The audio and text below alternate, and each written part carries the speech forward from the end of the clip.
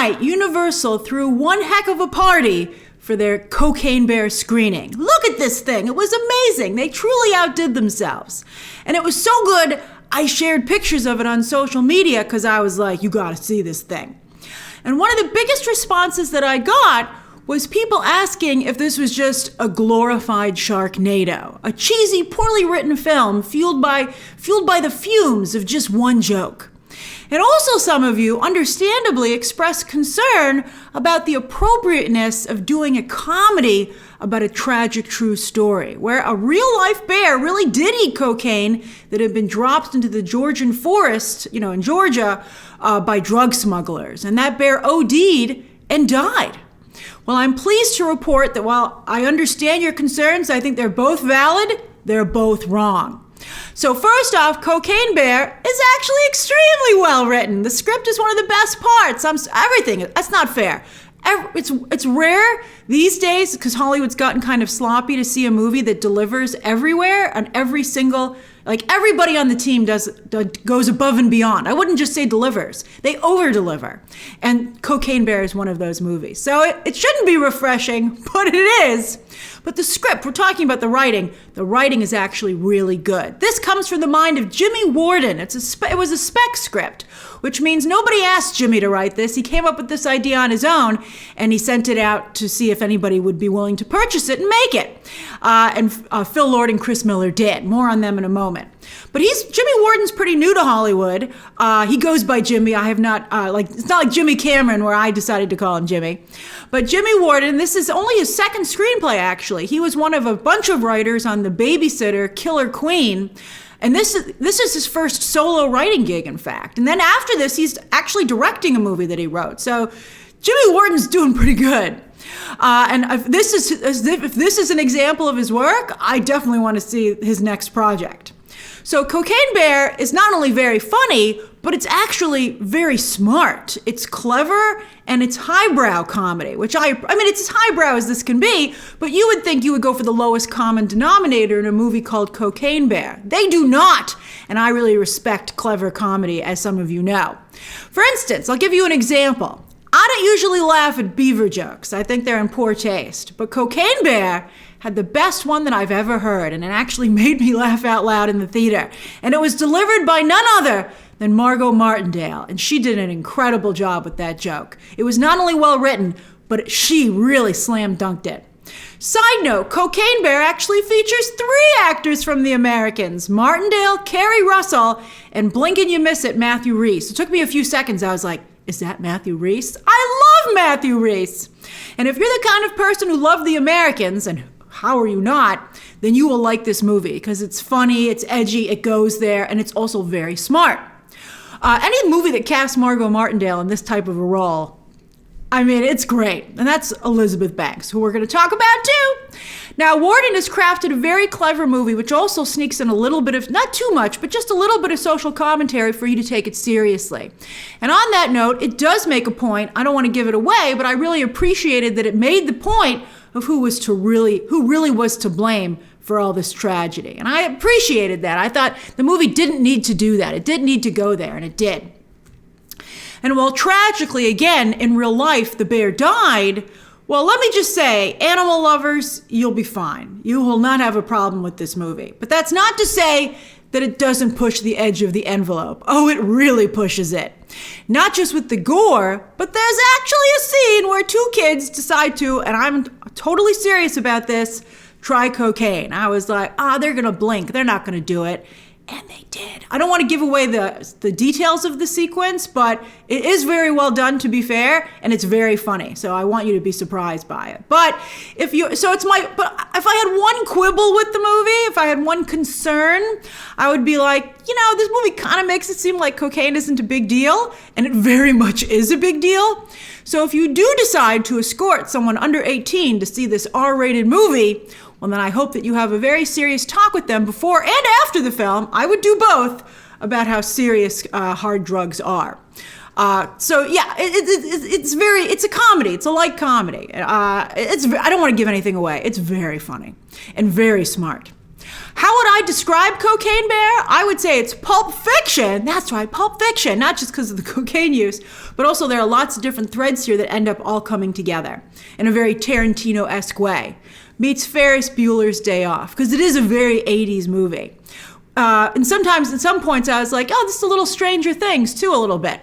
And that's an incredible combination, an unexpected combination, by the way. And so I'm very impressed that this movie actually manages, like when you see it, you'll be like, oh wow, it is Pulp Fiction meets Ferris Bueller's Day Off. I love it! There's also a heavy sprinkling of Southern charm, as the movie is set in Georgia, where the event actually took place, although it's filmed in Ireland, which is absolutely stunning. And there are plenty of thick Southern drawls to go around, including the two kids, who are both a hoot and absolutely charming. That's Gus from Sweet Tooth, by the way. He's getting big fast, and I have to tell you, he is a very funny actor. He is very funny in this movie. Now, we'd expect such a banger from Phil Lord and Chris Miller, who again produced this film. But wow, major kudos to Elizabeth Banks, who actually directed it, and also co-produced along with her husband, who she has a company with.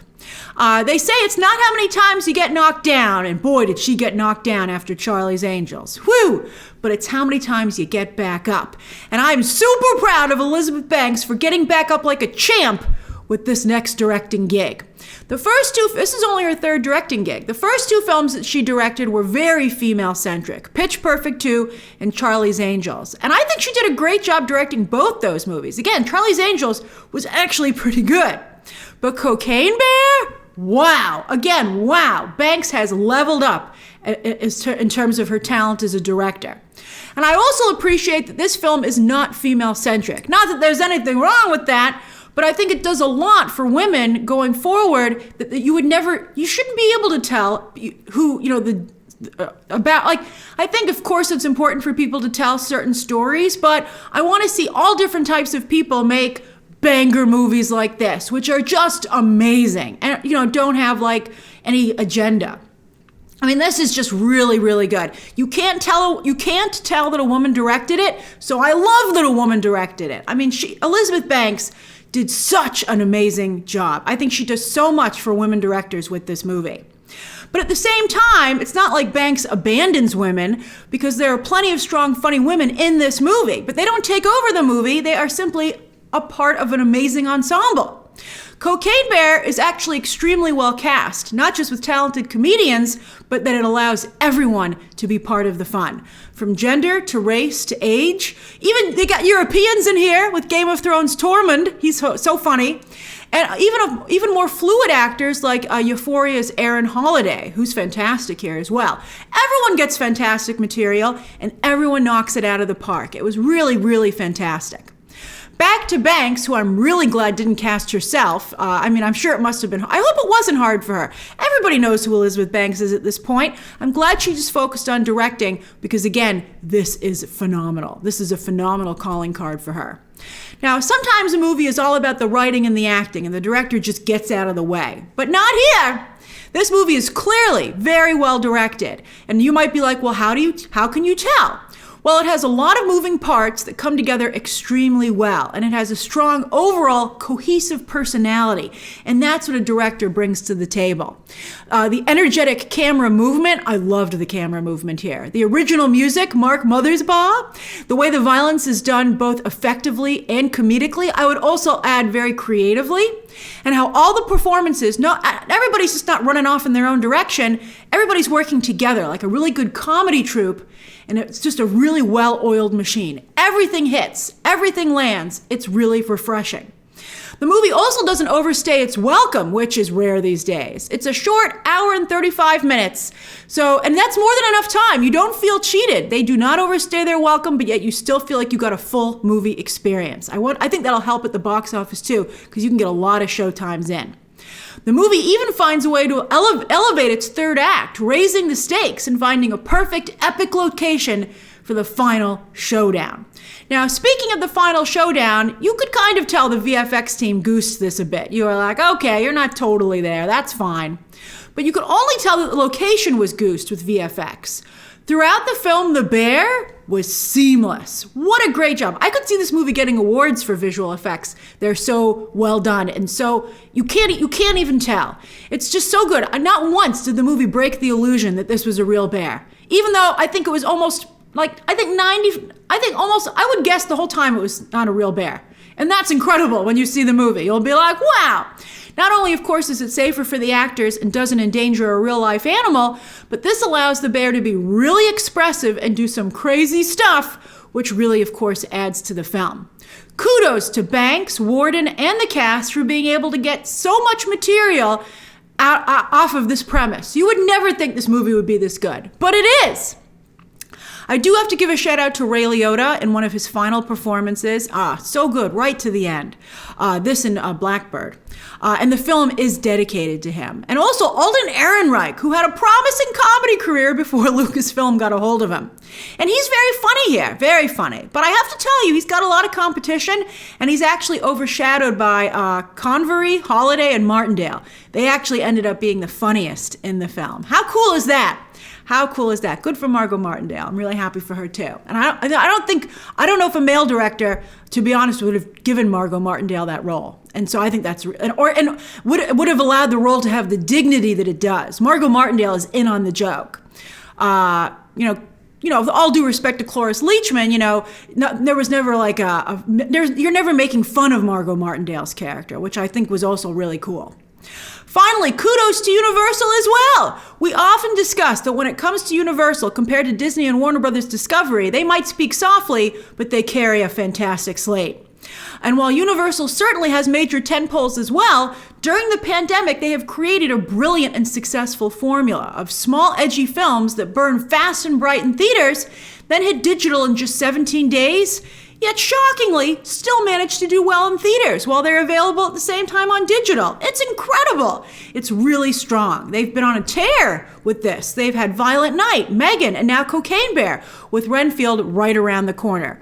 Now, Paramount had Smile. Warner Brothers had Malignant, although Malignant was not successful. But those were one-offs. They didn't repeat that. No other studio has this kind of pipeline set up, and it's truly impressive, especially, again, when you consider the quality of the product. And I can't believe I'm saying this, but Cocaine Bear is the best yet. And I loved Megan, and I know many of you did as well. And it was extremely successful. They've already greenlit a sequel.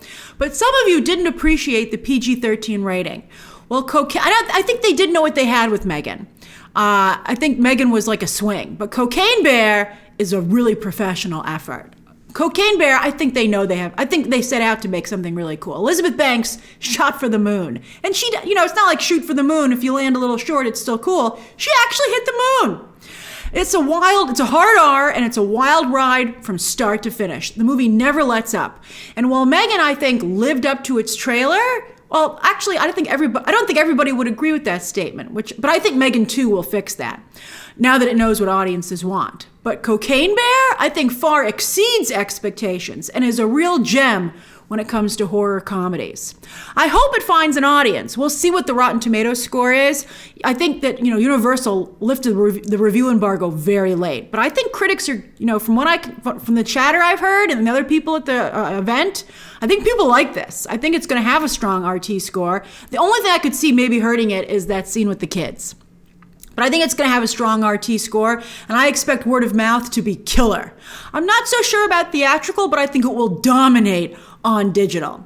So that's my review of Cocaine Bear, hitting theaters this Friday and likely hitting digital in just 17 days, but it will stay in theaters as well. I would actually recommend seeing it in theaters. I think it's a really fun movie to see with an audience because there's a lot to react to. So if you go watch it on digital, make sure it's with a crowd. My audience was very interactive, and you should be sure to bring gummy bears. AMC is giving out gummy bears, but I bet they run out. Make sure you have gummy bears. This movie has a lot of fun with itself, and you should have fun with it too. All right, so that's my non-spoiler review of Cocaine Bear. Don't miss this. This is great. Share your thoughts down below, subscribe today, and of course, as always, you can check out some more videos right now.